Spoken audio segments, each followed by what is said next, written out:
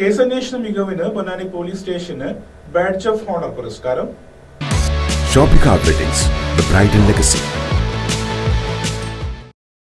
പൊന്നാനിയിൽ ബിയ്യത്ത് പ്രവാസിയുടെ അടച്ചിട്ട വീട്ടിൽ നിന്നും 500 പവൻ സ്വർണം മോഷണം പോയ കേസിൽ പ്രതികളെ കണ്ടെത്തി നഷ്ടപ്പെട്ട സ്വർണം വീണ്ടെടുത്ത അന്വേഷണ സംഘത്തിൽ ഉടനീളം പ്രവർത്തിച്ച 12 പേർക്ക് അംഗീകാരം ലഭിച്ചു. 2024 വർഷത്തിൽ വിഷു സമയത്താണ് പൊന്നാനി ബിയ്യത്ത് പ്രവാസിയുടെ വീട്ടിൽ നിന്നും 500 പവനോളം സ്വർണം മോഷണം പോയത്.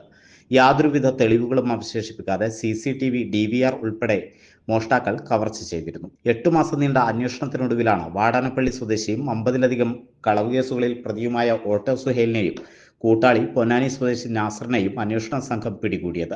വിൽപ്പന നടത്തിയ 1.5 കിലോ സ്വർണവും വീടിനോട് ചേർന്ന് കുഴിച്ചിട്ട നിലയിൽ 3 കിലോ സ്വർണവും പ്രതികളിൽ നിന്നും കണ്ടെടുത്തു. മലപ്പുറം ജില്ലാ പോലീസിന് അഭിമാനകരമായി മോഷ്ടാക്കളെ കണ്ടെത്തി സ്വർണം വീണ്ടെടുത്ത പഴുതടച്ച അന്വേഷണത്തിൽ ഉടനീളം പ്രവർത്തിച്ച സംഘത്തിനാണ് കുറ്റാന്വേഷണ മികവിന് സംസ്ഥാന തലത്തിൽ നൽകുന്ന ബാഡ്ജ് ഓഫ് ഓണർ പുരസ്കാരത്തിന് അർഹത നേടിയത്.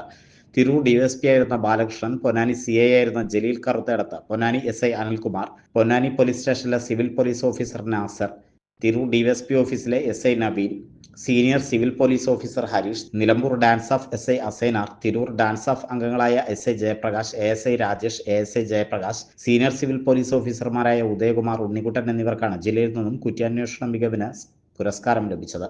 തിരുവനന്തപുരത്ത് വെച്ച് നടക്കുന്ന ചടങ്ങിൽ സംസ്ഥാന പോലീസ് മേധാവി മെഡൽ വിതരണം ചെയ്യും.